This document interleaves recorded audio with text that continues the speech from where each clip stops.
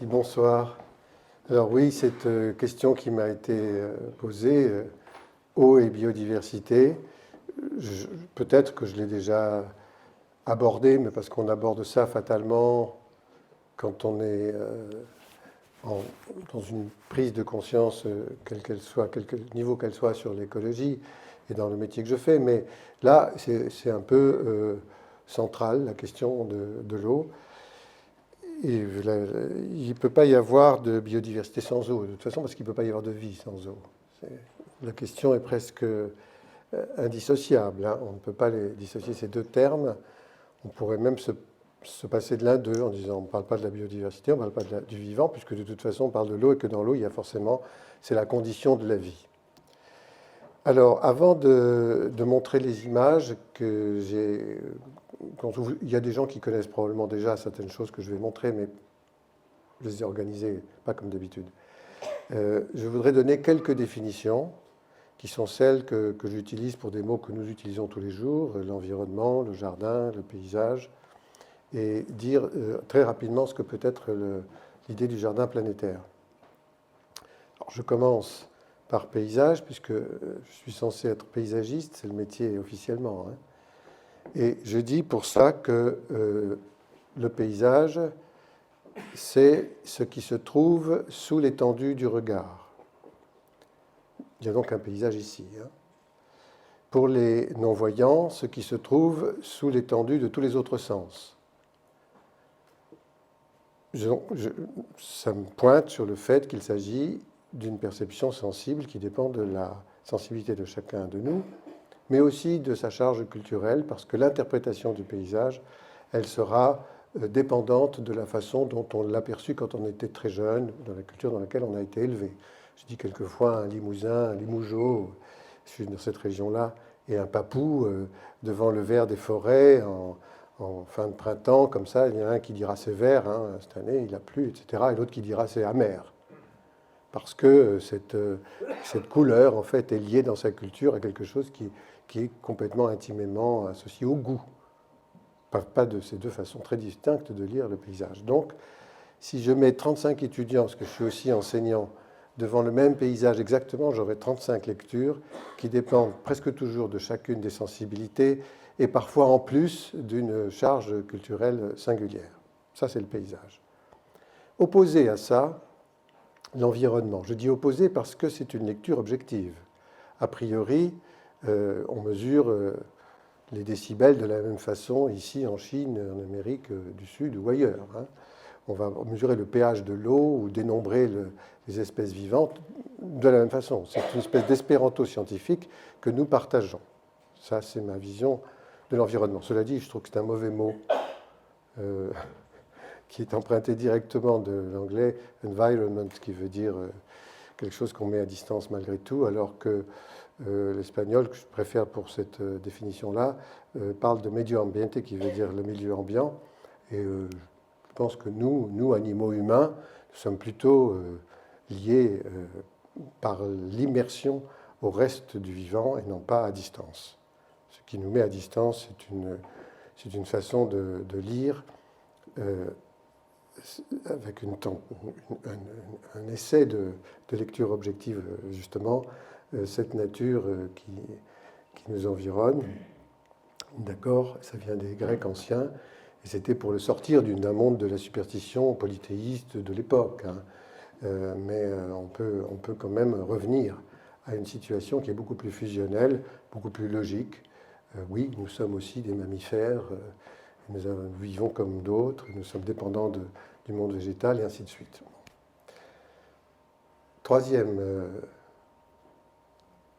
après le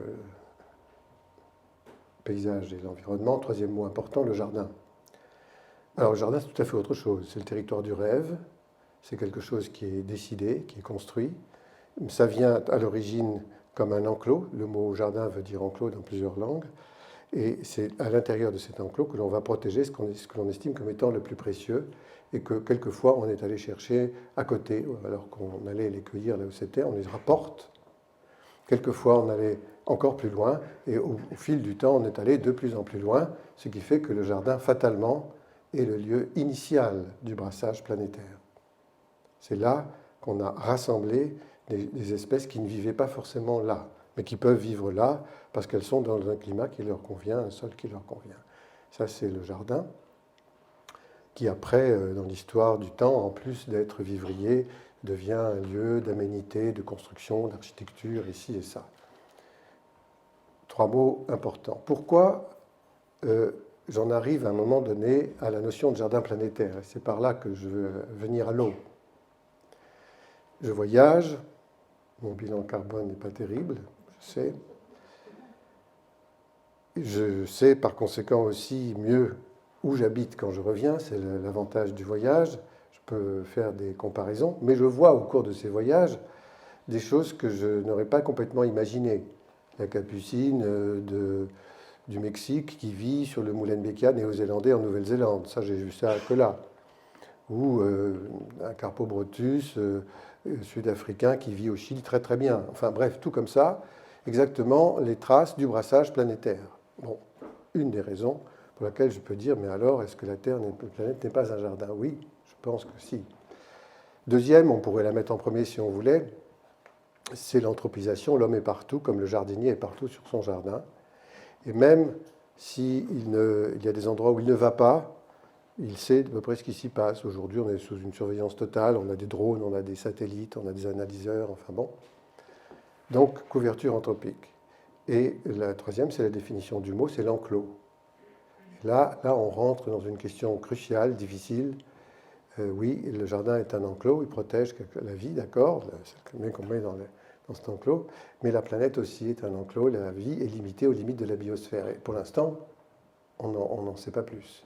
On ne sait pas s'il y a vraiment une vie ailleurs de cette couche qui est celle toute petite de la biosphère, qui en fait est à peu près 10-11 000 mètres au-dessus du niveau de la mer et 8 000 en dessous, pas grand-chose, mais qui n'est que de l'eau.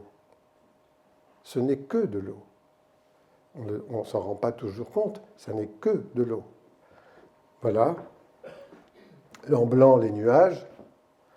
Au-dessus, il n'y a plus d'eau. Là, c'est le fond des océans, c'est tout. Alors, en rouge, ce sont les continents. C'est une photo qui m'avait été prêtée, donnée par Aigneret. C'est pas lui qui l'avait prise, mais il m'avait donné ça. De l'eau partout. Ici, il y en a. Il y en a dans cette salle, on ne la voit pas. Les conditions de la condensation n'y sont pas. Mais elles y seraient, on verrait apparaître le brouillard. On a de l'eau dans le corps, enfin, on est dans l'eau, quoi. On disait qu'on ne peut pas vivre sans, mais enfin, en plus, on est dedans. Et ça, c'est une chose que l'on ne mesure pas parce qu'on n'en parle pas beaucoup de ça. Et on ne nous dit pas, alors je vais faire mon René Dumont, là, attendez. Voilà, alors vous avez donc le verre d'eau, tout va bien. Et puis vous le buvez si vous voulez, là j'ai pas soif, pour tout de suite, ce sera pour tout à l'heure. Mais enfin voilà de l'eau qui a donc déjà été bue par des plantes, par des animaux et par des humains. Plusieurs fois. Alors on se dit, ah bon, mais comment? Mais oui, ben oui, si, ça a été démontré. Bon, je ne vais pas vous refaire la démonstration. Donc ça, c'est très très impressionnant. On la transpire, cette eau, on l'évacue, on fait pipi, tout le monde fait ça. Ça s'en va au ruisseau, ça va à l'océan, ça s'évapore. Ça fait le tour de la planète. Parce que c'est des nuages qui tournent, qui sont poussés par le vent. L'eau qui a été évacuée ici, elle va pleuvoir, à un moment donné, elle va retomber, mais loin, on ne sait pas où. Et on baigne tous dans cette lessiveuse. Ça tourne. Vous voyez dans quelles circonstances on est. C'est-à-dire que si on prend la conscience de ça, on se demande comment on fait pour continuer à boire de l'eau, il faut qu'elle soit potable, dès lors que tous nous la consommons, nous en faisons quelque chose. Donc ça, c'est la prise de conscience du jardin planétaire. Nous sommes dans un enclos, un espace fini. Et nous sommes tous dans le même bain. La pluie, elle tombe sur la tête des riches et des pauvres de la même façon. C'est notre condition de partage obligatoire, on n'y échappe pas. Voilà. Donc voilà, le recyclage, vous voyez, c'est cette idée-là. Bon, ça s'évapore et il repleut, mais il ne repleut pas forcément au même endroit. Et la biosphère, c'est un tout petit truc, petite épaisseur de vivant. Et là, juste, je montre, parce que j'ai eu à faire je suis parti sur un cargo un jour, pendant un mois, où j'ai pu écrire un livre qui s'appelle Nuages sur les nuages vus par le jardinier. Et je me suis beaucoup appuyé sur Lamarck, qui était le premier à avoir nommé des nuages, que personne ne sait, hein. C'est le premier à avoir inventé, réfléchi à la question de l'évolution. C'est le premier théoricien, bien avant Darwin, 50 ans avant, mais c'est aussi le premier nomenclateur des nuages. Et donc j'ai voulu faire une interprétation du ciel du jardinier. Et j'ai pris pas mal de photos qui concernent ça. Là, ce que vous voyez, c'est l'île de la Réunion. Les hommes vivent entre eux dans l'eau, ils ne le savent pas, mais il y a de l'eau au-dessus, il y a de l'eau en dessous. Voilà. Ça, c'est le canal de Panama, justement, au cours de ce voyage-là. Et le capitaine me disait à ce moment-là qu'il avait toujours connu, dans tous les passages du canal, cette couche de nuages. Il pleuvait presque toujours à chaque fois qu'il y passait, et que ça l'impressionnait. En même temps, c'était très logique par rapport à la climatologie du lieu. Donc j'ai fait des photos un peu partout. Voilà, on arrive vers Milan, on se trouve à la fois avec de l'eau sous forme de neige, de l'eau sous forme de nuages. Ici, c'est de l'eau sous forme d'une glace qui est en train de fondre. On est au-dessus du détroit pas loin du détroit de Bering. C'était un des voyages que je faisais. Alors, je passe mon temps au hublot, évidemment. Et ça, c'est un pays où je suis allé en Mongolie. Je suis allé il n'y a pas très longtemps. J'avais trouvé très beau ce paysage qui montrait l'eau d'une autre façon, parce que ça montrait le relief aussi, ça l'accentuait. Et où j'ai appris récemment que c'est un pays où il y a des phénomènes de gel et dégel qui s'appellent le dzout, et où les plantes finissent par mourir sous ces chocs, alors qu'elles sont quand même habituées à des climats de moins 30 et quelque chose comme ça. Mais la neige protège du froid, hein. Quand elle n'arrive plus, ça devient dangereux. Et ce qui finit par pousser les gens à aller dans la ville de Ulaanbaatar, qui hélas devient une ville surpeuplée aujourd'hui. La brume, hein, j'avais pris cette photo dans un jardin, un parc près de l'île, où on se rend bien compte que là, on est dans l'eau, qu'on veuille ou non. On est en plein dedans là en ce moment, hein. Voilà, donc je montre l'eau au milieu de vie un tout petit peu pour qu'on. C'est un tour de généralité là, hein. Le plan de cet exposé est le suivant, donc c'est un tour d'horizon sur l'eau et le jardin planétaire, sur deuxièmement la diversité. Ensuite, ce sont des exemples, à la fois d'études et d'exemples réalisés, puis la question pédagogique sur l'eau et la diversité et le génie naturel.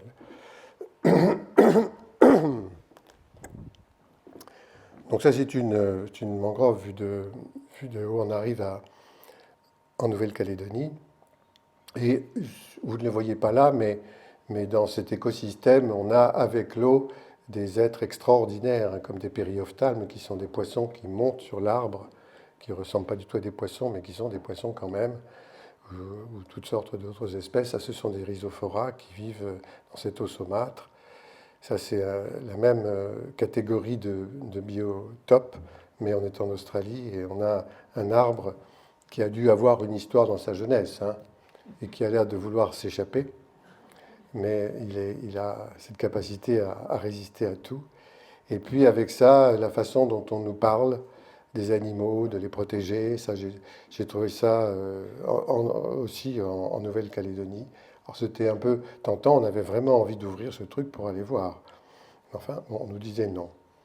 Et puis il m'est arrivé dans des milieux marins extravagants, extravagants, je dis parce que ça abrite un nombre d'espèces absolument étonnantes, comme au Cap York, qui est au nord de l'Australie, de voir, c'est la seule photo que j'ai, de voir des crocodiles d'eau de mer. Ça n'existe que là-bas au monde. C'est extrêmement dangereux. On ne peut pas mettre un pied dans l'eau, hein. C'est pas ça. Vous le voyez? Vous voyez mon crocodile? Il est là. Voilà. Il fait 8 mètres, pas jusqu'à 8 mètres. Alors, c'est juste pour aborder la question de la diversité liée à l'eau. Vous savez qu'elle est en perdition aujourd'hui, qu'il y a encore hier sur Le Monde, ou aujourd'hui, je ne sais plus, des articles affligeants qui sont des rapports qui datent de 2012, mais dont on ne parle que maintenant, sur la disparition dans tous les milieux, y compris les milieux de l'eau et de l'eau douce chez nous aussi beaucoup. Donc je me suis intéressé à ça parce que je trouve que les modes comportementaux des êtres liés à l'eau sont extraordinaires, hein, toujours. Nous, on n'a pas cette obligation d'être avec l'eau en permanence, même si, comme je vous le disais, on est dedans. Et ça, c'est un arbre, qui est le filao, qui est très connu, le casuarina, qui lui a sans doute une capacité très spéciale d'aller chercher l'eau douce, en dessous de l'eau saumâtre, et il a un système racinaire que vous pouvez voir là. Alors, 8 jours avant cette photo, on ne voyait pas, ça se passe à l'île de la Réunion, il y a eu une tornade, 8 jours après, on voit. Et on voit le plateau, qui est des racines superficielles qui, elles, sont très importantes pour la respiration et la vie de l'arbre, mais on voit l'ancrage, c'est-à-dire qu'il y a à un moment donné une plongée verticale, hein, comme ça, et au bout de ça, il y a des filaments de racines qui donnent l'essentiel de l'eau potable pour l'arbre, et en plus l'ancrage, parce qu'il faut qu'il tienne, hein, qu'il résiste. Il est fait pour ça. Bon, les milieux de l'eau douce aujourd'hui sont en très grave danger, absolument partout. Il n'y a plus que 4% de l'eau chez nous qui accueille encore une diversité originelle et que l'on peut boire à la source, ce qui est extrêmement peu. Ça, c'est autour du lac de Vassivière où j'avais fait pour la première fois une étude de paysage qui a donné le terme de tiers paysage. Tiers paysage est la somme des espaces délaissés. On parlait des vignes ici. Il y avait beaucoup de vignes. Hein. Il y a beaucoup moins de surface viticole, même si elles reprennent un peu. Elles sont devenues des forêts. Ça, ce sont des tiers paysages. Ce ne sont pas des endroits dangereux, ce sont des friches qui se transforment avec la dynamique d'accès au climax, qui est l'optimum de végétation, fatalement en une forêt. Et c'est ce que je dis à mes étudiants quelquefois. Si vous ne faites rien dans notre métier, si on ne fait rien, on est utile à tous. Il n'y a pas beaucoup de métiers comme ça, hein. Mais si vous faites rien, vous faites une forêt, fatalement. Vous faites de l'oxygène que nous partageons. On ne peut pas vivre sans, c'est comme l'eau. Hein. Donc les milieux d'eau douce, hélas, ont perdu beaucoup de la diversité animale et végétale, mais enfin, elle existe encore un peu dans certains lieux. Chez moi, j'ai encore la collinette hein, qui vient, qui est une couleuvre, elle vient dans les bassins, là. Puis il y a toute l'eau usée, utilisée, polluée, parfois non, industrialisée. Bon. Je montre ça parce que c'est à l'île Maurice et que c'était une fabrication humaine extraordinaire qui donne un paysage qu'on aurait pu, je ne dis pas forcément classé, je ne suis pas pour l'arrêt de l'évolution d'un paysage dans le temps, mais en tout cas protégé. Et le sel est une valeur, c'est l'or d'ici, c'était. Bon. Mais dans le monde entier, ça l'est encore. Or, il y a des modes d'extraction qui sont bien plus rapides aujourd'hui, ce qui fait que ce marais assez beau dans sa construction est en train d'être abandonné.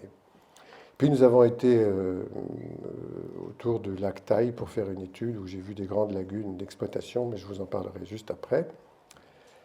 Et celle-ci, qui est l'eau qu'on utilise pour les rizières, pose un très très gros problème aujourd'hui. Cette photo est photo prise à Bali. Elle est prise en 84. On peut prendre à peu près la même aujourd'hui. C'est-à-dire que la structure est à peu près la même. L'eau circule d'une terrasse à l'autre. Il y a le soubac, qui est un organisme qui permet de distribuer l'eau dans les cultures avec un système de surveillance, de façon à ce qu'on ne se vole pas l'eau, parce qu'il y a des voleurs d'eau, même si c'est de l'eau qui arrive gratuitement. Alors on ne peut plus. Hein. Là, pour le coup, ça, c'est tout tombe, il y a de l'eau, ce n'est pas un problème. Sauf qu'il y en a qui en veulent plus que d'autres. Mais le gouvernement de Java a demandé à ce qu'il y ait 3 récoltes de riz au lieu de 2, avec une variété de riz qui demande des intrants, et tout est pollué à partir de ce riz de 3 récoltes qui est modifié, qui est pas forcément un OGM, mais qui est une... Bon. Alors ça a transformé l'écosystème, ce qui fait qu'il n'y a plus les libellules, il n'y a plus les animaux qui les mangent, il n'y a plus les serpents, enfin, tout ce qui va avec un écosystème extrêmement riche et très riche en protéines animales d'ailleurs, dans les rizières, et qui aujourd'hui ne sont plus que les productions de riz. Et les rivières en dessous, elles sont couvertes de plastique et de machin, enfin c'est un peu désastreux. Un mot rapide pour dire notre usage de l'eau, ce sont des généralités, je le sais, mais enfin, bon. L'industrie du tourisme, là, on est dans un espace de liberté. C'est une plage au Chili, et les gens s'installent, et ils vont se baigner, ils y vont ou ils n'y vont pas. Il n'y a pas d'autorisation et d'interdiction, il n'y a pas de surveillance, tout va bien. Là, on est dans une sorte de carcan où on vous dit voilà comment il faut nager comme ci. Alors ça fait une fleur, hein, c'est joli, d'accord, mais c'est tout à fait une autre manière de voir. Puis après, on nous donne des indications sur comment vous devez regarder l'eau. Alors bon, il y a le tourisme aquatique qui est dramatique. Cette photo date de quelques mois à Venise, hein. Je vous fais un atelier avec des étudiants à l'école d'architecture là-bas. Et vous voyez rentrer une espèce de monstre, mais monstre, hein, qui dépasse tellement les édifices que vous vous demandez, mais qu'est-ce qu'on fait avec ça? Et pourquoi fait-on ça? Ça détruit tout, là, d'un coup, hein. C'est pas une pollution. euh, Si, c'est une pollution énorme d'un point de vue de la combustion. Celui qui m'avait fait visiter les soutes, pas de ce bateau-là, mais d'un autre, me disait, et c'est un autre aussi gros, aussi grand, hein, me disait, ça consomme en une journée ce que vous consommez dans une voiture en moyenne en une année, un bateau comme ça. Vous voyez? Bon, là, on le fait pour, on ne sait pas quoi, hein, une espèce de jeu. Alors, c'est comme un gros Center Park. Voilà. C'est ça, c'est les mêmes propriétaires, d'accord. Bon. Et puis là, j'ai pris cette photo de ceux qui prennent les photos de la baleine qui n'y arrive pas, qui va peut-être arriver, qu'on attend. Voilà. Bon, il y a donc tout ça avec l'usage de l'eau, et puis on vous dit non, mais non, c'est dangereux, c'est-à-dire qu'il y a aussi il ne faut pas que vous y allez, donc c'est à vos risques et périls, vous allez vous faire piquer par cette méduse très méchante, vous n'avez pas le droit vous allez tomber, vous allez mourir, quoi, en somme. Donc on nous met aussi en garde face à l'eau, et il y en a partout de ça, hein. Partout dans le monde, je ne veux pas faire la liste de tous ceux que j'ai relevés, mais celui qui m'a le plus intéressé comme manière de nous montrer la mer, c'est à Manly, qui est près de Sydney. C'est un lieu protégé parce qu'il y a le bandicoot, qui est un petit mammifère protégé, une souris en gros, hein. Bon, enfin, on se promène le long là, et puis on voit comme ça des étiquettes. C'est assez bien fait. On vous dit le poisson, il faut faire attention, voilà son nom, c'est pas mal. Parce que pour le coup, c'est comme si on lui donne une existence par le fait qu'on lui donne un nom et qu'on lui donne de l'importance. Il faut le protéger, il faut faire attention si vous allez au bord de l'eau. L'hippocampe aussi, voilà son nom, etc. Mais on ajoute le surfeur. Et ça, je ne m'y attendais pas, évidemment, hein. Donc on nous associe à celui qui nage aussi. Et ça, pour le coup, je trouve ça juste. Donc ça, c'est en Australie. Voilà, sur ce registre de tour d'horizon, je mets cette photo qui est au Cap, que je range quelquefois dans l'art involontaire. Il s'agit de ceux qui trouvent que l'eau charrie trop de déchets et qu'ils ne veulent plus les voir sur leur plage. C'est une plage de nudistes, hein. Mais c'est une plage aussi où les gens ont réussi à empêcher le lotissement. Donc c'est une espèce de trésor. Et chaque fois qu'il y a quelque chose, ils le mettent sur une pile, une sorte de truc, une fiche métallique, et ça fait un totem étonnant. Là, j'en ai une quinzaine de photos différentes, en voilà une.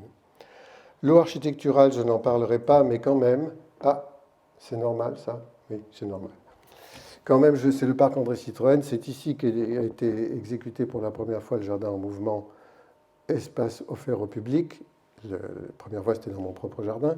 Et l'eau n'est que architecturale, c'est un cadre d'eau. Ici, il y a de l'eau qui coule sur des fontaines là. Il y a une fontaine d'eau comme un péristyle avec des colonnes et un canal. Et ça, c'est pas biologique. Donc, c'est pas ça le sujet d'aujourd'hui, c'est le contraire.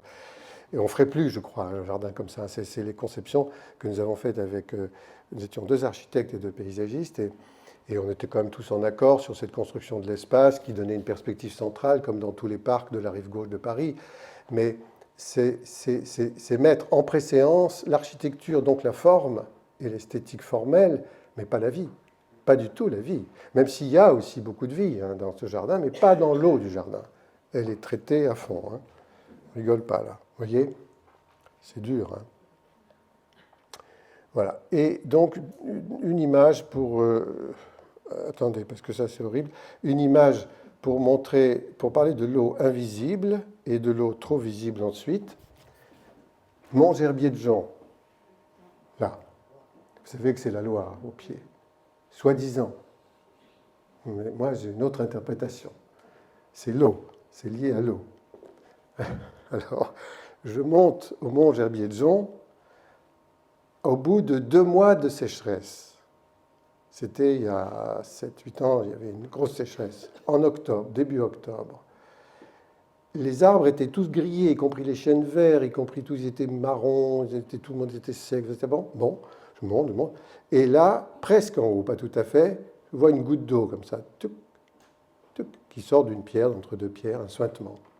Je dis, mais c'est pas possible. D'habitude, les sources, elles sont en bas, elles sont. Non, elle est en haut.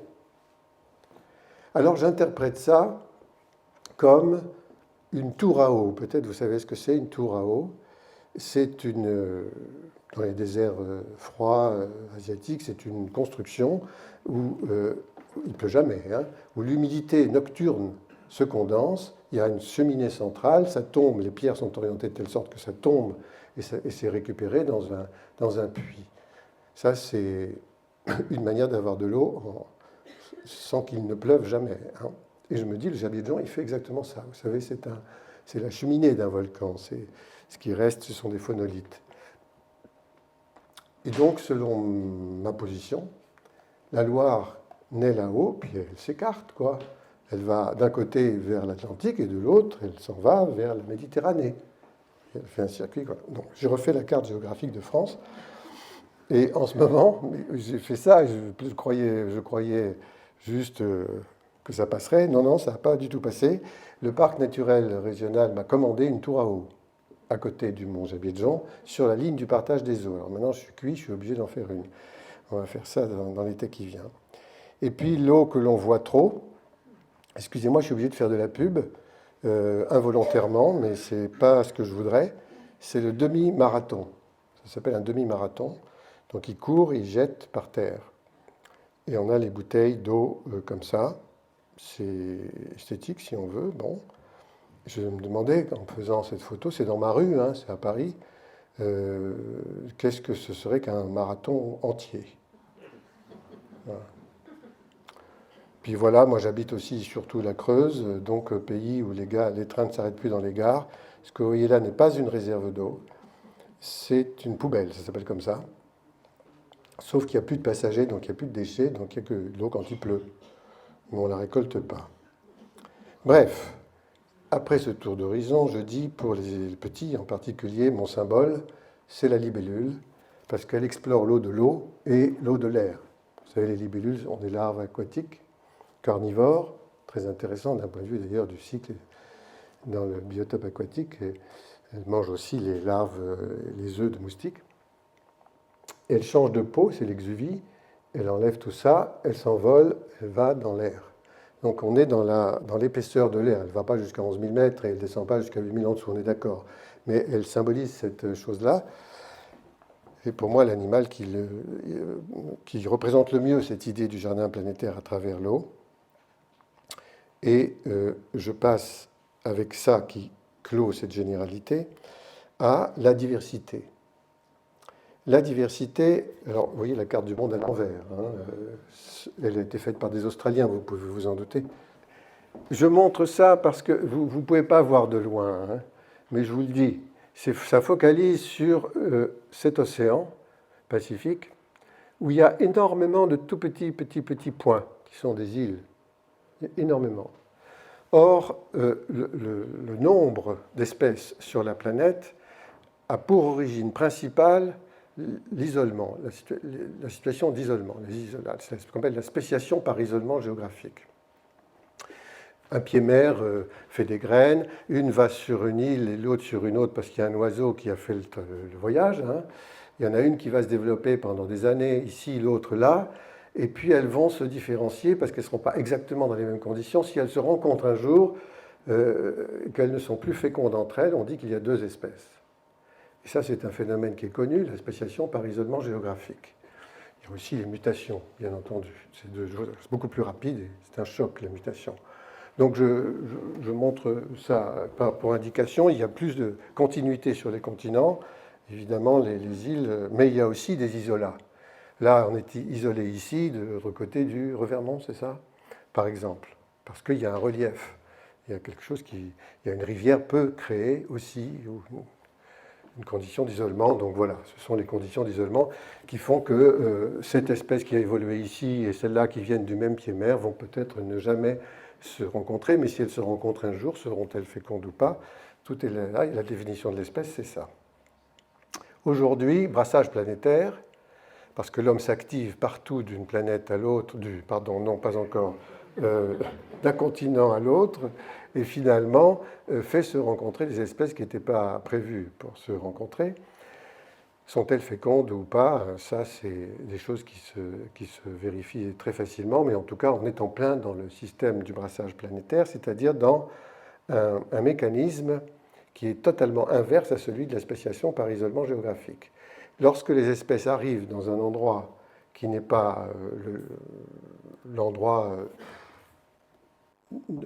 qui est un endroit nouveau, elles vont, si elles le peuvent, parce que le climat le leur permet, elles vont se développer, elles vont pousser, et elles vont prendre une attitude conquérante qui va faire peur à tout le monde en général, puis ça se calme, parce que ça se calme toujours, et au bout d'un moment, il y a ce qu'on appelle un écosystème émergent qui naît de ça, qui est une position d'équilibre. Dans l'exposition Jardin planétaire, qui était datée en 2000, j'avais mis d'un côté la diversité naturelle ici, avec des isolats, vous voyez, ce sont des niches, mais pareil pour la diversité culturelle, et cet axe séparait la nature ici et la culture là, même si je pense que cette séparation est purement artificielle, d'ailleurs tous réunis à la fin. Et c'était pour montrer l'importance de la situation de l'isolement. Effectivement, je pense, mais ça, il y a d'autres que moi qui le pensent, que les raisons de la diversité culturelle sont les mêmes en nombre, le nombre de la diversité, que la diversité naturelle. Ça, c'était l'expo à l'époque. Ce n'est que maintenant qu'on commence à reparler un peu du jardin planétaire. En tant que diversité invisible et impossible de vivre sans l'eau, j'en parle pas, mais c'est tout le temps comme ça, il y a celle qui se situe sous nos pieds, il y a une biomasse considérable, même si on dit qu'il y a peut-être 80 ou 85% de la biomasse qui est représentée par le monde végétal que nous voyons, qui est au-dessus, qui est en surface, qui est supérieure à tout le monde animal, il y a quand même toute une biodiversité que nous ne voyons pas du tout, et qui est dans le sol lorsque le sol est encore vivant. Lorsque le sol est encore vivant. Pas partout, parce que l'agriculture conventionnelle tue tout ça, transforme en substrat ces choses-là. Alors je montre ça, qui est un dessin de Vincent Gravé dans un ouvrage qui peut-être est là, qui s'appelle Le Grand Jardin, un dessin assez poétique, mais très juste aussi. Voilà, donc au cours de ces voyages éventuels, les plantes se dispersent, nous les transportons, mais elles vont s'assembler que si les zones climatiques leur correspondent. Cette couleur-là va aller avec celle-ci, éventuellement, les blancs, etc. Vous voyez, c'est ça qu'on appelle un biome, c'est-à-dire un ensemble de compatibilités de vie sous un climat déterminé. Moi qui ai étudié la région méditerranéenne, j'ai fait un jardin qui parle de ça, qui est le domaine du Rayol. Ça correspond à une zone petite en géographie, très très riche en diversité dans la partie nord des hémisphères. Ce continent dit théorique est l'ensemble des hémisphères rassemblés entre eux, un peu plus petit dans la partie sud. Et donc, dans le cadre du brassage planétaire, une plante qui arrive d'ailleurs, et vous avez sûrement ici des exogènes, je n'ai pas regardé, mais il doit y avoir des acacias qui viennent d'Amérique, des élantes qui viennent de Chine, je suppose, peut-être des ambroisies qui arrivent d'ailleurs, voilà, qui donnent des rhumes, vous connaissez tout ça. Bon, elles se stabilisent au bout d'un moment, il ne faut pas trop avoir peur de ça, mais en tout cas, elles vivent là parce qu'elles sont dans leur biome, sont dans leur espace de compatibilité de vie. Alors, l'eau peut-il être servir de cloison et de barrière? Ben non, le brassage planétaire d'aujourd'hui ne le permet plus, et toutes les frontières sont des illusions. Ça, c'est le mur, il y en a deux maintenant d'ailleurs, qui séparent le Mexique des États-Unis au niveau de Tijuana, ici. Or, il se trouve que de l'autre côté, dans le Rio Tijuana, son estuaire, il y a une réserve écologique. C'est tout à fait entre guillemets, parce qu'elle ne l'est pas du tout, vu qu'il y a des rangers qui n'arrêtent pas de faire des sillons pour guetter les gens qui passent à travers la barrière, là, et qui en fait soulèvent le sol et fabriquent un terrain propice à toutes les pionnières qui n'attendent qu'une chose, c'est un terrain retourné, hein, qui se mettent sur les sols comme ça, hein, nus. Alors évidemment, parmi elles se trouvent énormément d'exotiques. Et ça donne des choses comme ça. Ça, c'est des photos on ne peut plus les prendre aujourd'hui parce que les panneaux ont été supprimés. Et c'est... Ah, bon, il faut que vous tourniez la tête, là. Ça se lit comme ça, vous voyez.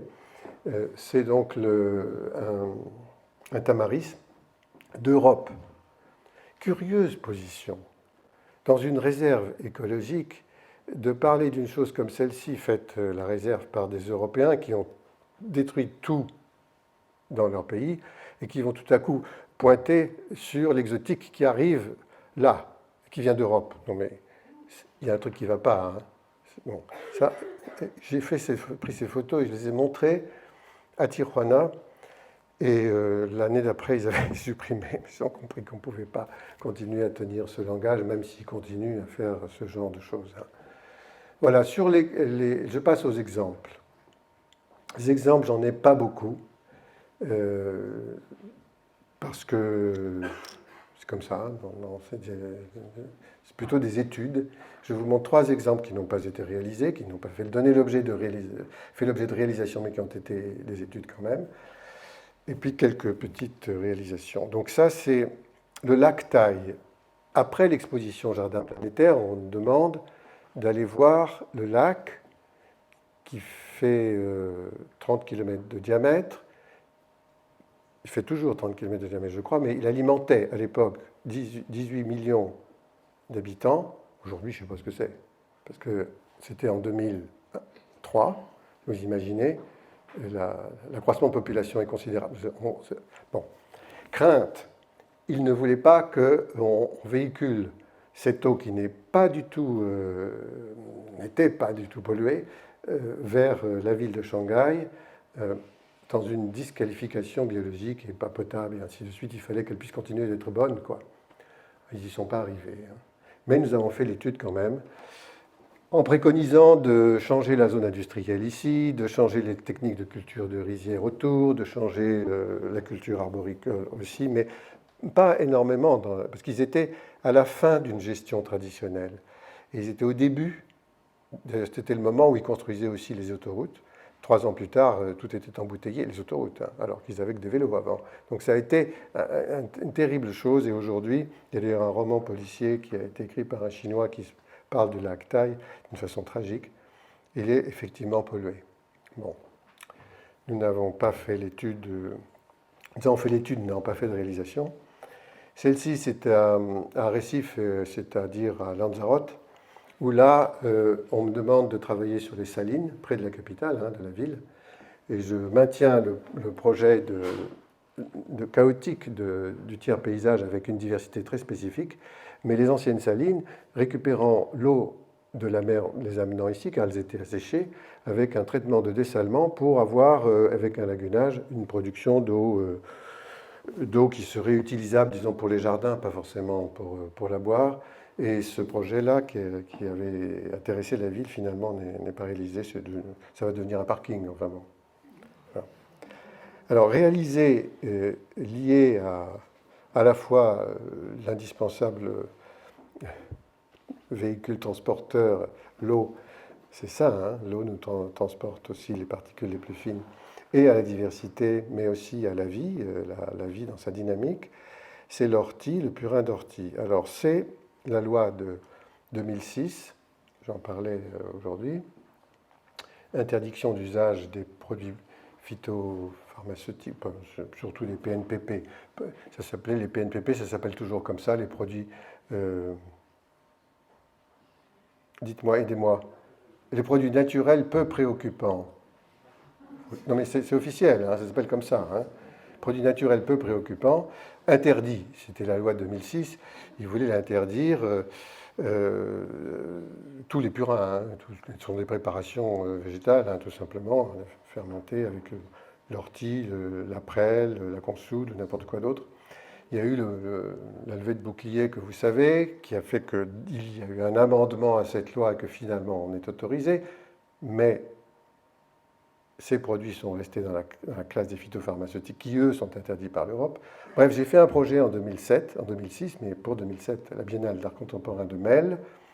Et le projet est le suivant, hein, vous le voyez réalisé ici. De cette fontaine, l'eau arrive, là, j'ai créé un petit canal de traitement de l'eau qui finit par arriver là, dans un petit rue. On utilise également cette eau pour fabriquer le purin d'ortie, mais tout ça, c'est des orties. Et il y a un tracé de chemin qui est taillé, qui change une fois l'an, ça c'est le principe du jardin en mouvement, dans les orties. Alors c'était une chance de les avoir. Hein. Elles sont là parce que le sol est très eutrophisé, il est riche en azote, c'est un petit prairie en creux dans la ville, donc ça se comprend. Mais il n'y aurait pas eu des orties, j'aurais eu du mal à les faire pousser. Il n'y a pas comme ça. Hein. Il faut de l'eau, Alors ça c'est le début du travail, vous voyez c'était assez modeste, mais emblématiquement c'était important. Puis ça, c'est un peu plus tard, avec cette plateforme qui va recevoir en son milieu, à travers le pont d'accès, vous avez le filtre au bout, qui n'est pas du tout nécessaire. Hein, pour filtrer le purin, on n'a pas besoin de ça, mais c'était pour montrer qu'il y avait quelque chose qui se passait. Et en effet, tous les vendredis, à partir du printemps, il y a une cérémonie où on fait le filtrage du purin de l'ortie, et on donne des bouteilles gratuitement, hein, sinon on serait en prison, aux gens qui viennent acheter au marché. Bon, voilà, ça c'était mon premier jardin politique. Parce que ça parlait quand même d'une chose comme celle-là. Puis depuis, on a fait des collections d'orties exotiques. Deuxième projet réalisé qui aborde la question de l'eau, mais là c'est vraiment symbolique, l'eau, puisqu'elle va représenter ici la masse aquatique planétaire.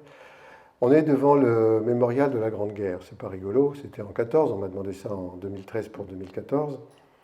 Et moi, je voulais pas faire un truc qui honore les morts, enfin la guerre, je veux dire. Les morts, on veut bien, mais la guerre, je trouve ça pas drôle du tout, quoi. Donc j'ai dit non, je fais pas ça. Voilà l'étang qui s'appelle l'étang du Cam. Je fais une proposition d'une sorte d'archipel en mangeant dans la rive, parce qu'en fait, on pouvait pas la poser au milieu, ça allait trop s'effondrer avec le... Et il y aura 5 continents et un 6e qui sera inaccessible. Donc c'est ça le projet. Sur les 5 continents, parce que les hommes sont venus, je ne sais pas si vous connaissez cette région de la Somme, il y a des cimetières partout. Tout le monde s'est venu se tuer là. Ils sont venus de tous les continents pour mourir. C'est pas génial hein, comme histoire. Et moi je dis, je vais mettre les plantes qui viennent de tous les continents pour vivre. Puis c'est tout. Mais on ne va pas les organiser continent par continent. Il n'y aura pas des plantes africaines dans l'île africaine ou des plantes je ne sais pas quoi dans l'île je ne sais pas quoi. Non, non.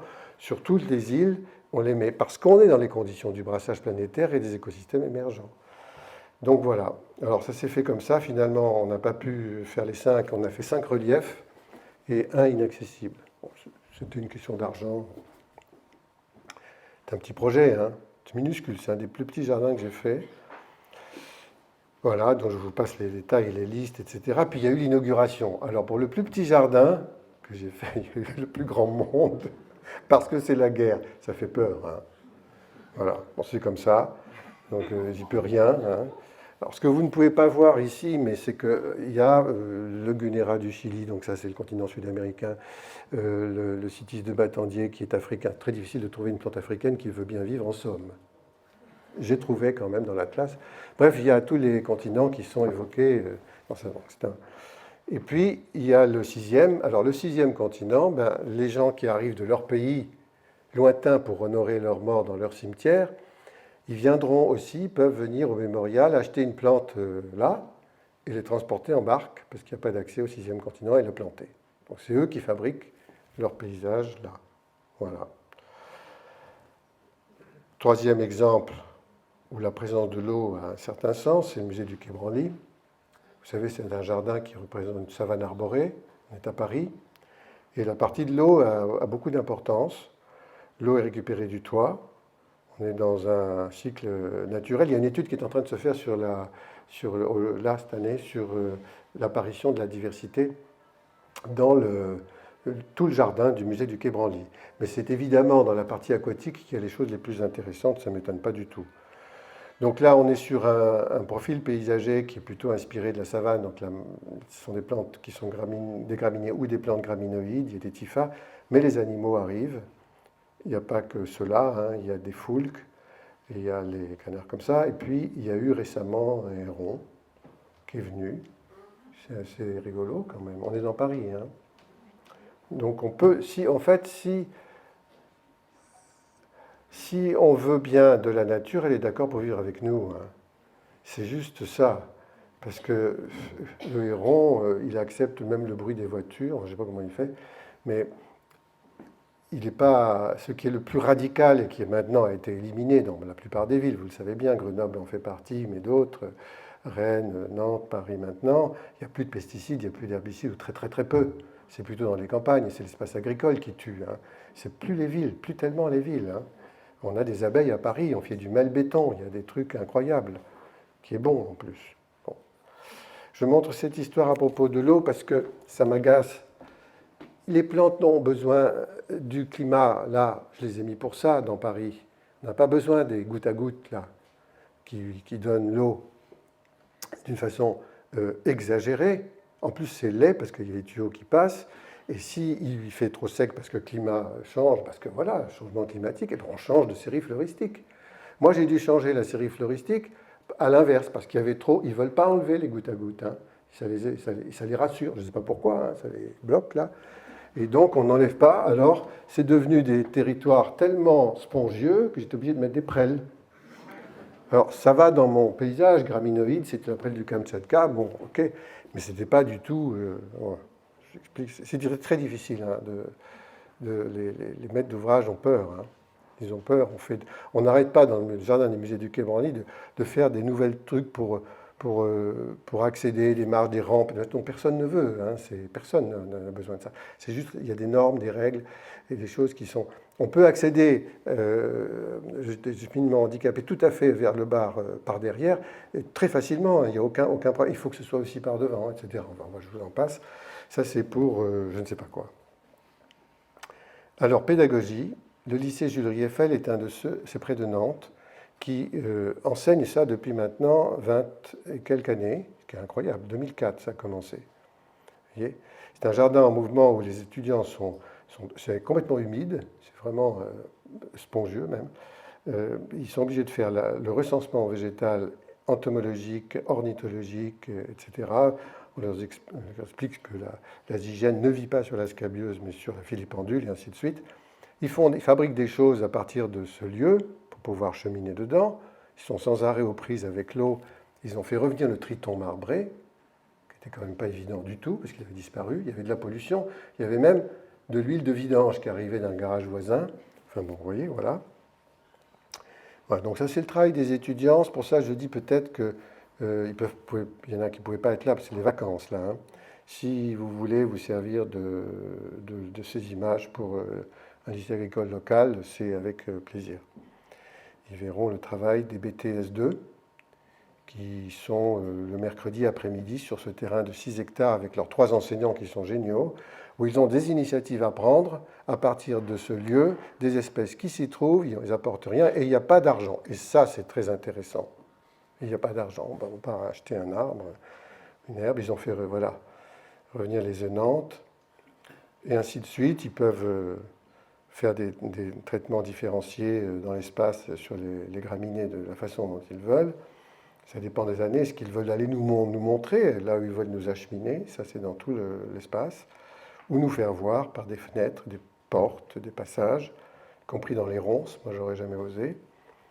Et ils ont fini par faire aussi un labyrinthe dans un bosquet de chênes dont ils taillent une partie, qui donne vraiment quelque chose de très labyrinthique et d'amusant, à plusieurs niveaux, hein. Et puis, comme on leur dit, vous prenez le terrain avec l'eau polluée, vous la dépolluez, mais vous n'achetez pas des médicaments, vous vous débrouillez autrement. Les espèces qui sont là, celles qui sont mal aimées, les épineuses, ça c'est un Ulex europaeus, c'est un agent, vous l'utilisez peut-être quand même, mais en tout cas, qu'est-ce que vous faites avec? Et ils ont fini par faire des tailles comme ça. Donc ça, c'est le lycée Jules Rieffel, hein. C'est un exercice très intéressant. Autre exercice avant de conclure, la ville de Stolac, Bosnie-Herzégovine, une dizaine d'années après la guerre, on fait appel à moi pour faire un atelier avec des étudiants, en tout cas des bénévoles, sur cette rivière. On ne savait pas où on allait. On était un peu dans un espace mal connu. L'idée étant, est-ce qu'on peut remettre en dialogue ensemble des gens qui ne se parlent plus et qui revenaient habiter Stolac malgré tout? Alors, vous voyez, ça, les édifices religieux ont été réhabilités. Aujourd'hui, il y a aussi les églises orthodoxes. Malheureusement, ils sont en train de faire des concours de clochers dans les hauteurs et de minarets, donc c'est un peu désastreux. Mais il y avait encore des ruines et il y en a encore beaucoup aujourd'hui. Et, c'est pas vrai. Bon, donc vous voyez l'eau, elle est là. Et vous voyez qu'en haut, il n'y en a pas du tout. On est dans un milieu sec, méditerranéen, et rien ne pousse. Il y a une diversité de xérophytes en haut. Mais c'est en bas que se trouvaient les potagers et les ruines des moulins.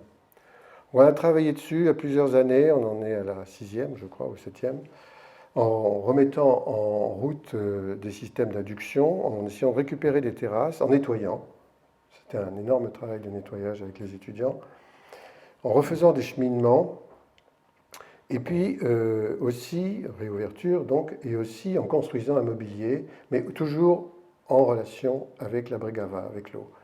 Et ça a été très très important, et finalement, moi je ne m'en étais pas rendu compte de c'est ça qui a permis que les gens se remettent en dialogue, c'est qu'ils se retrouvaient assis sur les mêmes bancs, face à l'eau, et qu'ils nous disaient, avec un traducteur, il nous disait ah oui, oui, mais si, mais c'est là qu'on venait quand on était petit, etc.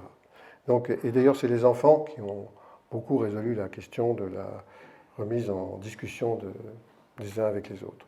Voilà un cadre de vue sur la. Puis on a fait des fêtes, réhabilité la plage, qui avait disparu et était très très abîmée et polluée.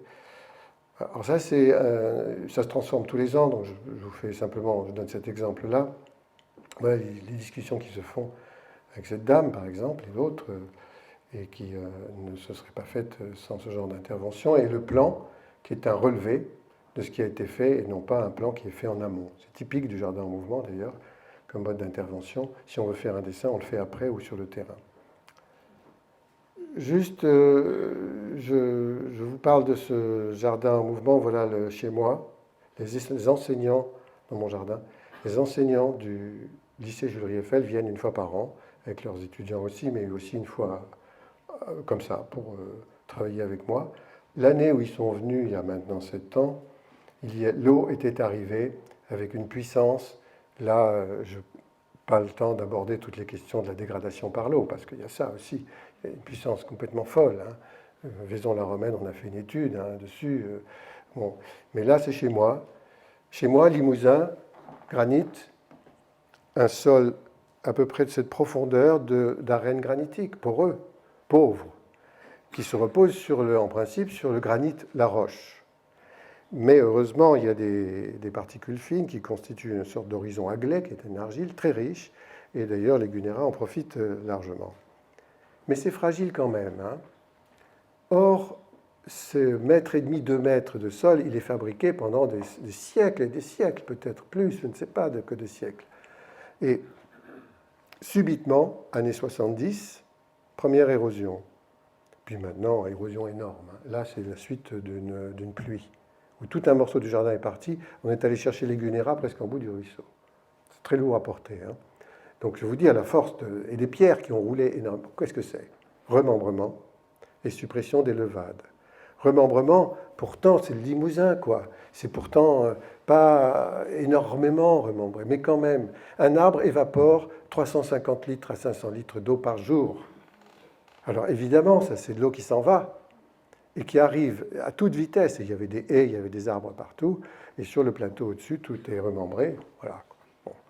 Vous n'avez probablement pas ce même genre de problème ici parce que ce n'est pas le même sol, mais nous avons un sol extrêmement fragile. Donc voilà, ils sont contents. Et puis ça évolue, ça finit par faire un jardin en creux que j'aurais jamais imaginé, qui est assez joli aujourd'hui, il est un peu couvert de végétation. Voilà les Gunera. Si vous donnez la taille de la feuille, qui est contente, la feuille elle est grosse, elle pousse, ça va bien. Juste cette image-là, toujours dans mon jardin. Vous voyez ça? Eh bien, on ne sait pas ce que c'est. Mais il y a de l'eau. Or, il n'y a pas d'eau. Donc, c'est probablement lui, là, qui est un chêne, qui, avec son système racinaire et sans doute l'ensemble de mycélium, tous les arbres presque, et surtout les chênes, on vit beaucoup avec le système de champignons, il stocke l'eau. Et ça m'est arrivé, j'ai pris d'autres photos, mais ailleurs, hein, où on voit un champ de maïs, hein, et vous avez la haie comme ça, il a fait très très chaud, le maïs est tout cramé, etc. Et vers la haie, tout d'un coup, il est un peu plus vert. Moi, je dis, mais c'est pas possible, d'habitude c'est la haie qui bouffe. Non, il y avait l'humidité, qui est maintenue par la présence de quelqu'un d'autre. Ben, c'est extraordinaire. Mais on ne nous dit pas hein, ça. Bon. Voilà ma plante préférée, emblématique, puisque c'est celle qui m'a permis d'inventer le jardin en mouvement. Elle est mobile, elle a un cycle court, c'est une thérophyte, elle ne se reproduit qu'après les graines, et avec la graine, impossible de multiplication végétative, et elle bouge, elle se développe dans l'espace, elle est considérée comme envahissante, elle est très mal aimée. Vous en avez ici? Vous n'avez pas de grande berce. Wow. Hein, grande berce du Caucase, Heracleum mantegasianum. Voilà, qui fait des brûlures et tout, elle est détestée par tout le monde. Et elle est magnifique. Elle attire les insectes et tout. Bon. Alors, chez moi, pour éviter ça, on parle de l'eau. Hein. Donc, vous voyez, attention, ce WC met très très longtemps à se remplir quand vous tirez la chasse, etc. Ça, j'avais pris ça dans un hôtel, dans le Massif central. Si vous n'entendez pas de bruit lors du remplissage, c'est normal, c'est le seul moyen, etc., etc. Et donc, j'ai arrêté chez moi les toilettes. Je n'utilise plus l'eau pour ça, pour plusieurs raisons. Il y en a une qui est évidente, c'est la consommation de l'eau. L'autre, c'est que les fosses septiques, excusez-moi d'en arriver là, mais enfin bon, sont toutes détruites systématiquement par les antibiotiques, que tout le monde prend tout le temps. Pas que les vaches, hein, qui sont nourries aux antibiotiques dans ma région, tout le monde, quoi, les enfants, les gamins, les machins, c'est inquiétant. Ça ne fonctionne plus du tout. Et j'ai dit, on stoppe, on arrête et on fait des toilettes sèches. Alors en voilà une qui s'appelle Château Toilette, qui est dans le bois, et TSP, toilette sèche de proximité, ça c'est plus près de la maison. Voilà. Donc, alors j'ai pas le droit de construire, donc je fais des trucs avec des tas de bois, comme vous voyez. Voilà. Bon, ça c'est chez moi. Bon, je termine par une question cruciale. On parle de l'eau, la vie. Bon, on sait bien qu'il faut prendre soin. En même temps, on parle de la diversité, perte de cette diversité par la façon dont on s'occupe de cette planète, c'est-à-dire on jardine très mal ce jardin planétaire. Mais on continue d'avoir des gestes majoritairement. Hein. Je ne parle pas de ceux qui sont en culture biologique depuis déjà longtemps, à utiliser des machines et des produits pour nous assurer l'illusion de la maîtrise, que ce soit mécanique, chimie, par tout ce qu'on veut, et on fait une espèce qu'on cultive, qu'on exploite et qu'on vend, puis on détruit la totalité des autres, c'est-à-dire qu'on rentre dans un mécanisme de l'ignorance de ce qui nous entoure. On n'a pas besoin de savoir le nom des espèces que l'on supprime. À quoi ça servirait? On a une perte de connaissance qui est considérable. Pendant tout ce temps, qui est celui de l'après-guerre jusqu'à à peu près maintenant, on ne s'est pas du tout préoccupé du génie naturel. On n'est pas allé chercher l'intelligence, entre guillemets, là, des êtres que l'on exploite, mais aussi de tous les autres qu'on n'exploite pas. On n'est pas allé chercher tout ça. Or, elle existe d'une certaine façon, même si ce mot intelligence est exagéré. Cargèse, 8 hectares en Corse, le CNRS, territoire du CNRS. On me demande de refaire le paysage, là, 8 hectares, le jardin, bon d'accord, je fais le projet. Mais on me demande une chose incroyable, que je ne m'attendais pas du tout. Un protocole de recherche scientifique assorti à mon métier. Je ne savais pas qu'on me demanderait ça un jour pour le CNRS. C'est là où Charpak venait faire ses études avec la main à la pâte, son association La Main à la pâte. Et je fais la proposition conversation entre les plantes. Parce qu'en effet, on sait qu'il y a, et on en parle aujourd'hui, et heureusement de plus en plus, des échanges qui sont magnétiques, gazeux, électriques, enfin toutes sortes, entre les plantes, mais aussi entre les plantes et les animaux, et que nous ne savons absolument rien faire avec ça. Mais rien du tout. On sait un peu que ça existe, mais si ça existe entre deux espèces qu'on a étudiées, ça existe pour toutes les espèces, mais on ne sait pas s'en servir. 4 scientifiques ont accepté, dont Francis Allais, Bruno Mouliat de l'INRA de Clermont-Ferrand, Jean-Marc Chaumat du CNRS de Paris et Oud Méron qui étudie plutôt les formations dans des conditions rudes et désertiques au Negev ou en Californie.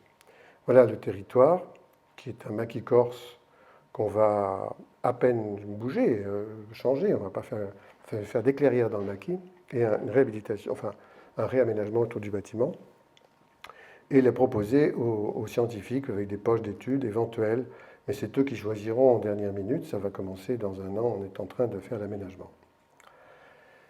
Voilà le site, et voilà ce que vous pouvez deviner, là ce sera aussi l'étude d'un des 4, c'est un paysage anémomorphosé, c'est le vent qui fabrique ça, et qui sculpte ces végétaux-là. Il n'y a pas que la question de la discussion avec d'une plante à l'autre, mais aussi avec les éléments.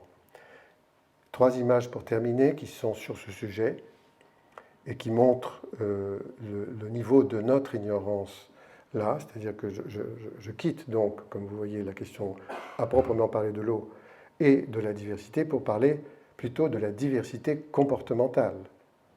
Nous ne connaissons pas la diversité comportementale au sein d'une seule espèce, il y en a plusieurs comportements.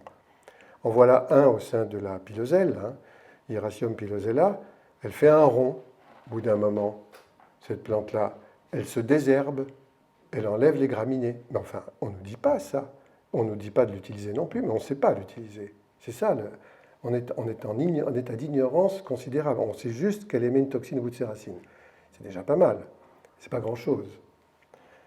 Là, vous connaissez, parce que c'est très très célèbre, l'acacia est épineux, l'impala arrive, la toxine arrive dans le feuillage aussitôt, il s'en va parce que c'est pas mangeable, mais en même temps, celui-là, il a émis un gaz éthylène qui prévient tous les autres, etc. Bon, ça, alors, cet exemple-là, spectaculaire, devrait nous alerter sur le fait que tout communique avec tout.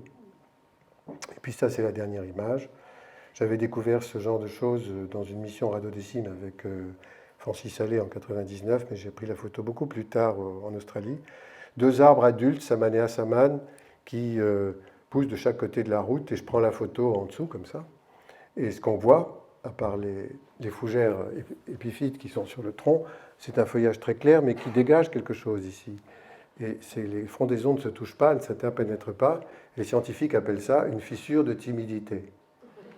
Et c'est des poètes, les scientifiques, mais c'est vous dire aussi qu'ils ne savent pas comment nommer ça autrement.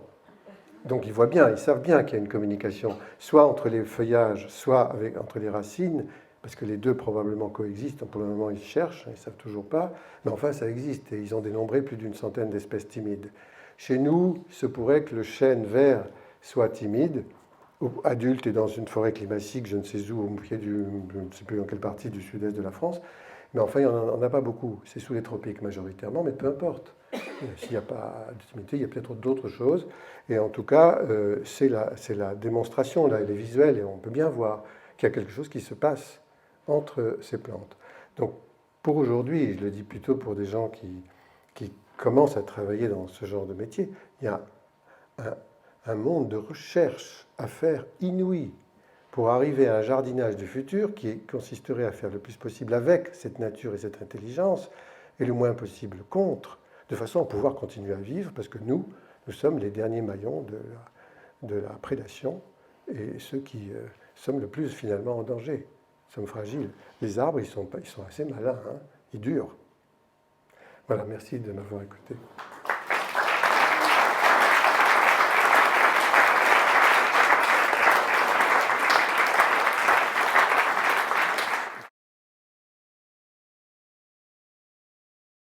Bonjour. C'était une question par rapport aux plantes invasives, parce que vous avez l'air vraiment de traiter ça, je dirais, par-dessus la jambe, en disant que ça n'avait aucune importance et qu'au bout du compte, il n'y aurait pas de conséquences. Je propose qu'on en prenne plusieurs. Ah bon, vous voulez Ou on répond comme ça. Théorie sur ces plantes invasives. Non, je crois que je vais répondre.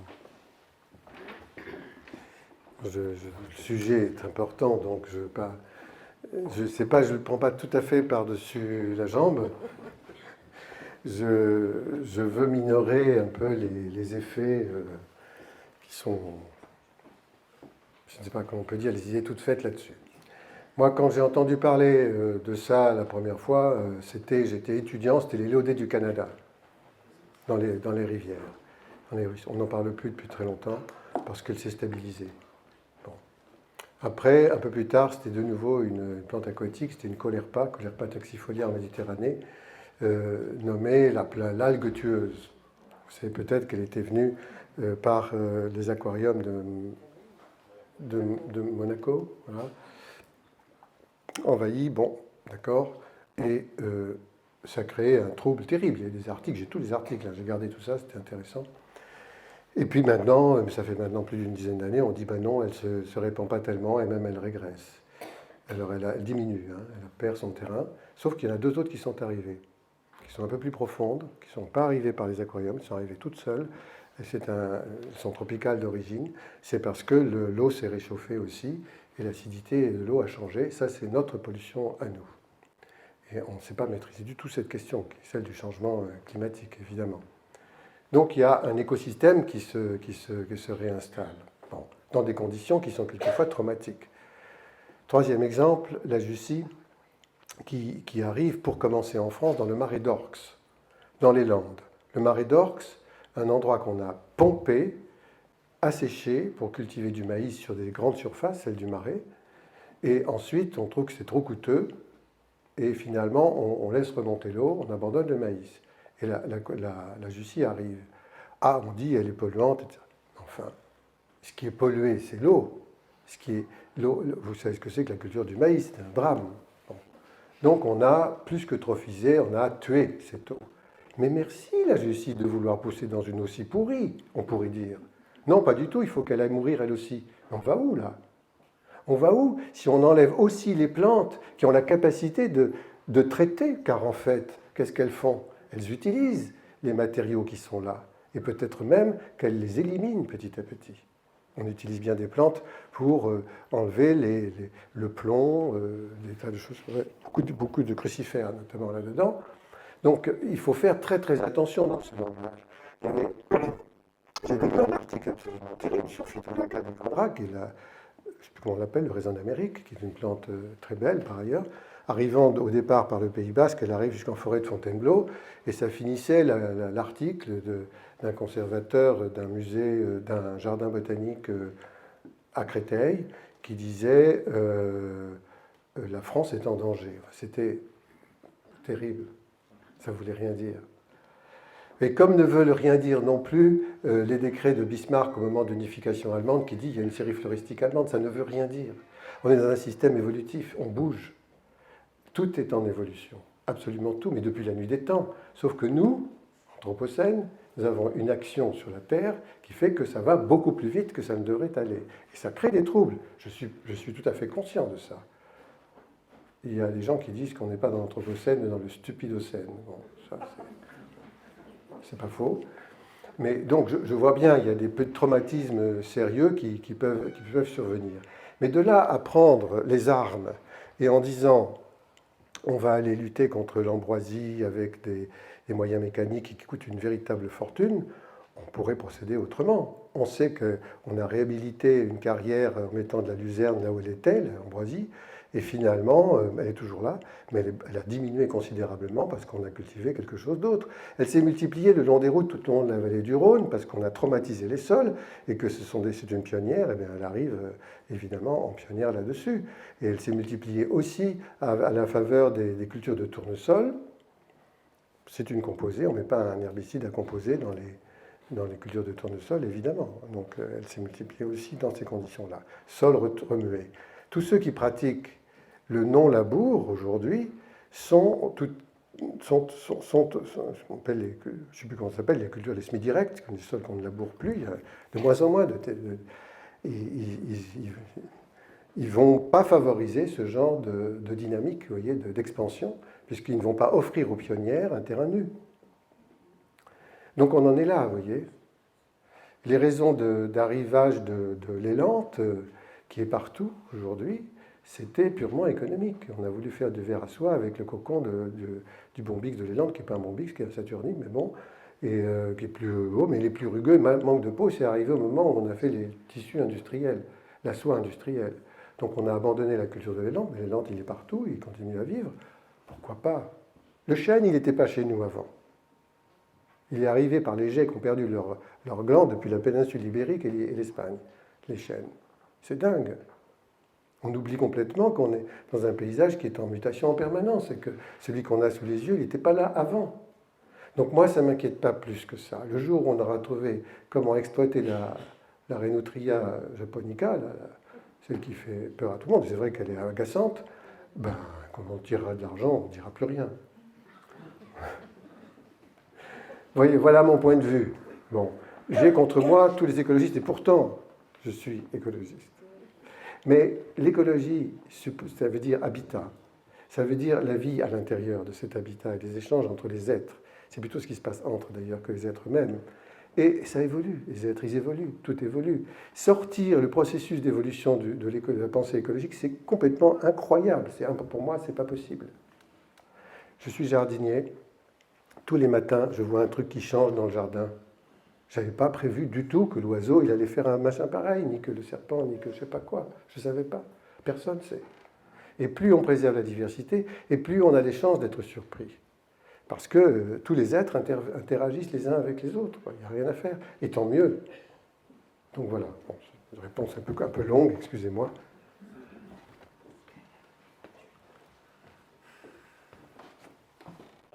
Allez-y, monsieur. Moi, ce n'est pas tellement une question, c'est justement pour rebondir un peu sur ce que vous venez de dire. Vous parlez de la Jussie et vous parlez du maïs. Le maïs, c'est une espèce exotique, justement, mais qui est tolérée, même acceptée. Enfin, voilà. Il y a quelques années, j'avais participé à une réunion concernant la réserve naturelle nationale du Girard, donc, qui est une presqu'île en basse vallée du Doubs, en aval de Dole. Et puis était évoqué le cadelet rhamné-guindo, donc qui est une espèce originaire d'Amérique du Nord. Il y a de l'argent qui est dépensé pour lutter contre cette espèce. Et puis moi, j'ai posé une question, je connaissais en fait la réponse. J'ai dit, mais est-ce que les rhamné-guindo est présent dans la ripisylve? Et puis on m'a répondu, ben non. Voilà. Donc c'est tout ce que je voulais dire.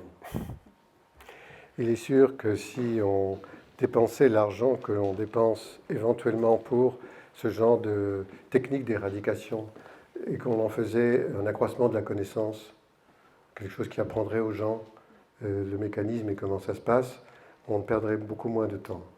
On pourrait aussi dépenser cet argent à la source de la pollution, c'est-à-dire comment fait-on pour éviter la pollution plutôt que de vouloir lutter contre, parce qu'en fait, la pollution ou la transformation du milieu, si vous voulez, si on parle de la Jussie par exemple, ou d'autres plantes qui vont supporter l'eutrophisation de l'eau et la traumatisation de ce milieu, et on pourrait dire, on arrête de l'embêter, elle va vivre jusqu'à ce qu'elle ne le puisse plus, parce que l'eau se sera épurée. Et ça, c'est parce que l'on aura changé les techniques culturales de tout le bassin versant, qu'on sera passé en bio. Et à ce moment-là, ça aura changé. Et là, ça vaut le coup de s'intéresser plus à ça que de lutter contre. C'est une mauvaise allopathique.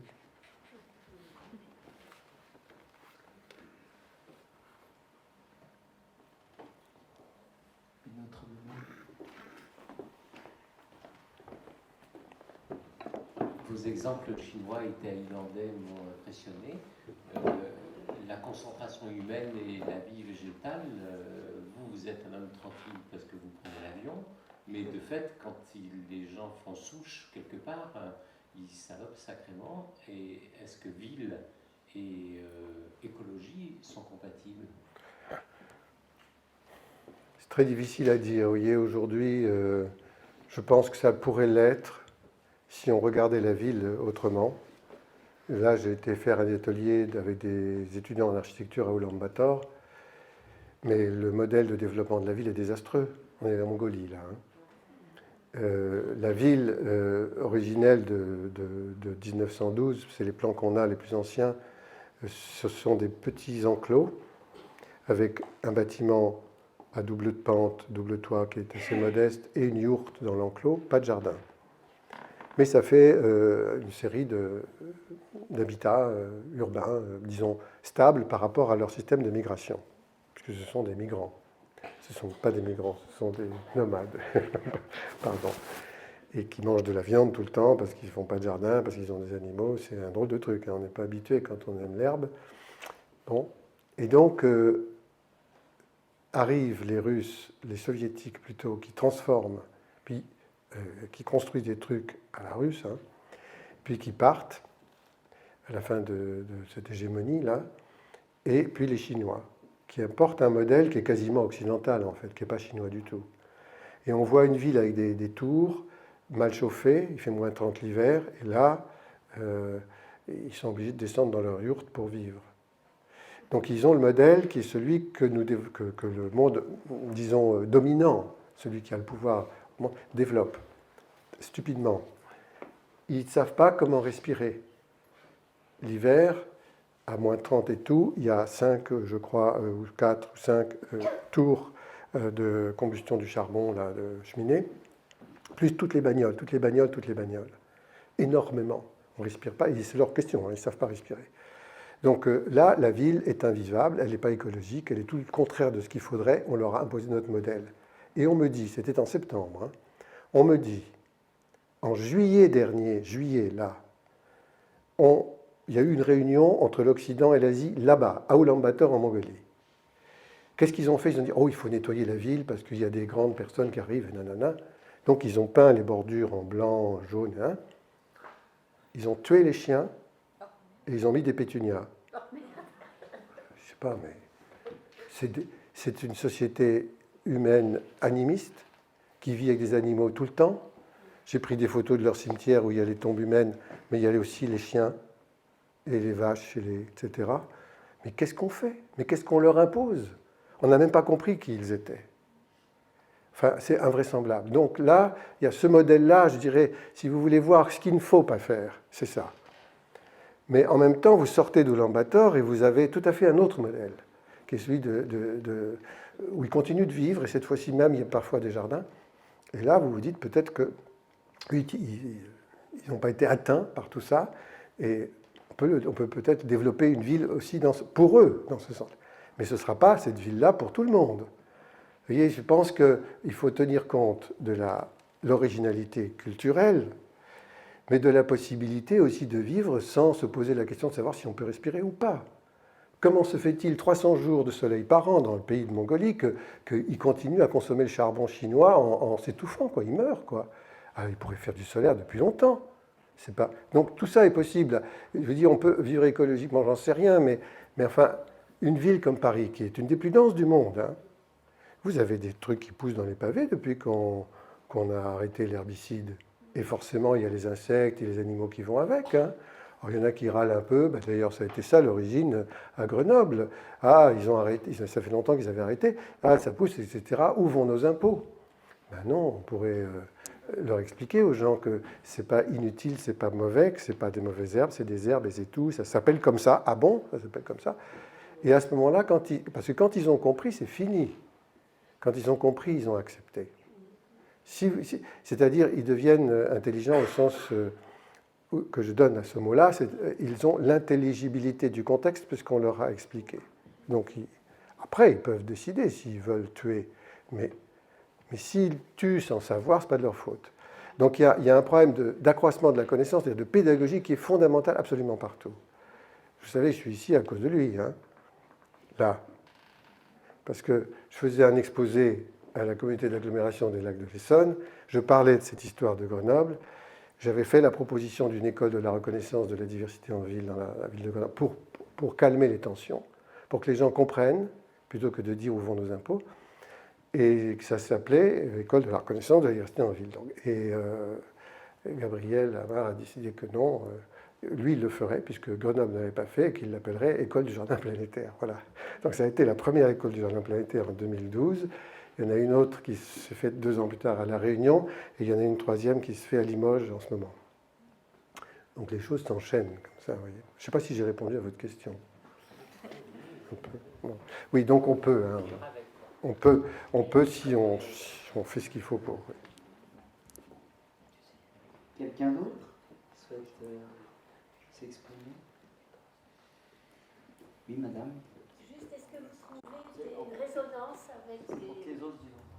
Excusez-moi. Est-ce que vous trouvez une résonance avec des collègues, des professionnels, d'autres personnes? Je trouve des résonances, pas forcément avec des collègues qui font exactement le même métier que moi, mais avec beaucoup d'autres gens. Mais beaucoup plus, je veux dire, qu'autrefois.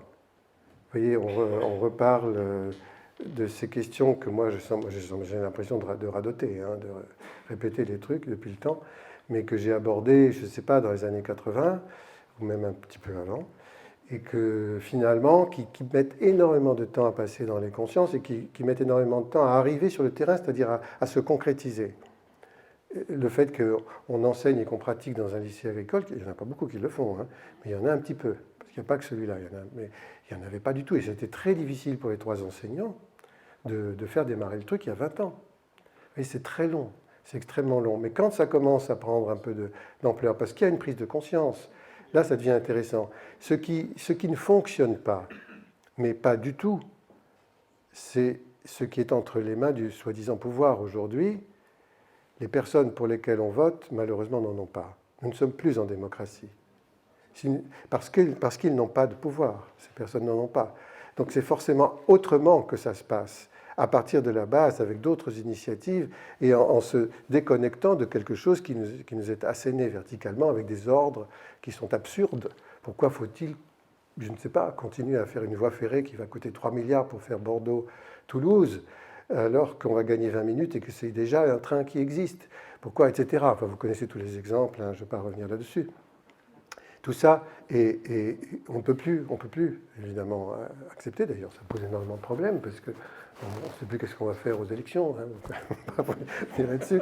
Enfin, c'est quand même grave d'en arriver là. Moi, j'ai été invité à parler avec des ministres. J'ai vu leur désarroi. C'est pathétique. Ils ne savent pas où ils vont, mais pas du tout. Sauf ceux qui sont pieds et poings liés avec les multinationales. Ceux-là, ça ne leur pose pas de problème, ils savent très bien ce qu'ils font. Mais pas les autres. Pas les autres. Donc, voilà, prise de conscience, oui.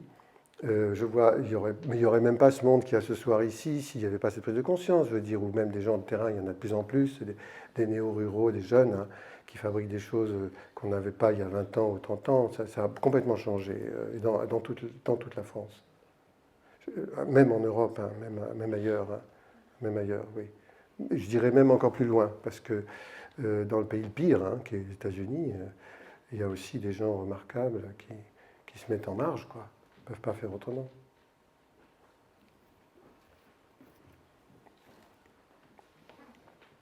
Je ne sais pas si c'est à vous qu'il faut poser la question, si c'est à Gabriel. Je voudrais savoir quand est-ce qu'on a traité l'eau contre les antibiotiques et les hormones. Parce qu'on n'a toujours pas trouvé la solution, là.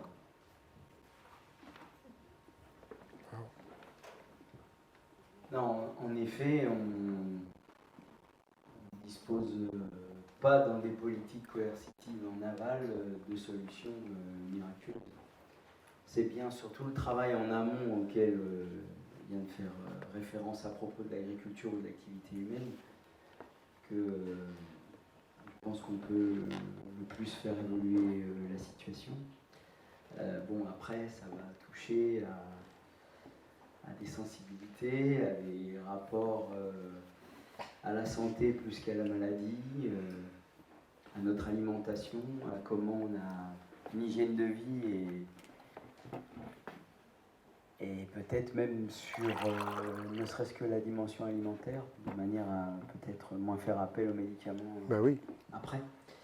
Je pense que il faut en appeler à notre propre responsabilité individuelle et collective pour arriver à inverser le cours des choses. Mais moi, je suis d'accord avec cette idée d'essayer de ne pas tomber malade, de ne pas devoir prendre des antibiotiques, parce qu'il y a eu... les médecins eux-mêmes, même les généralistes comme ça, sont d'accord pour se dire qu'on a trop pris de ces antibiotiques et qu'il faut diminuer, qu'il faut arrêter. On en consomme tous les jours dans l'eau. Oui, mais ça c'est le résultat d'une pollution. Oui, bien sûr. Très gros problème.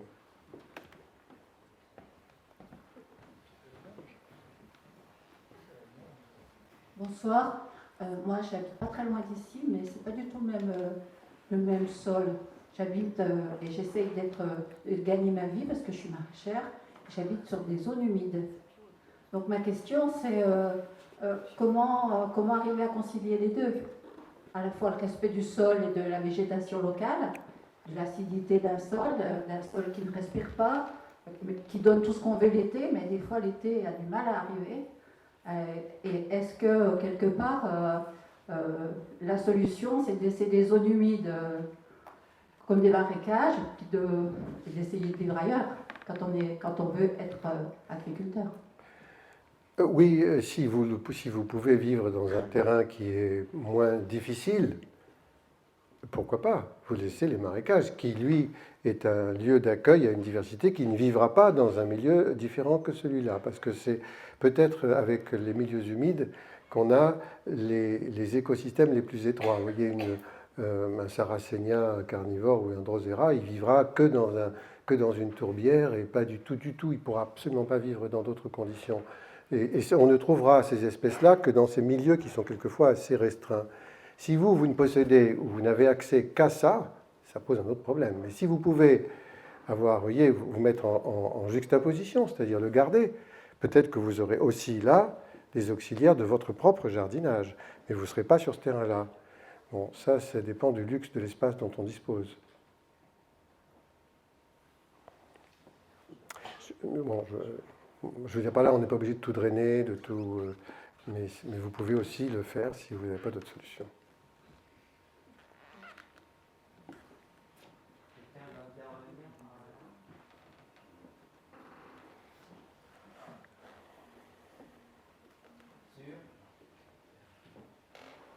Pas de regret?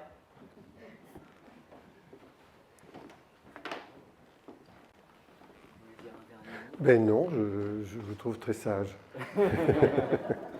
Alors peut-être parce qu'il y a d'autres rendez-vous, puisque vous ne partez pas dès ce soir, Gilles.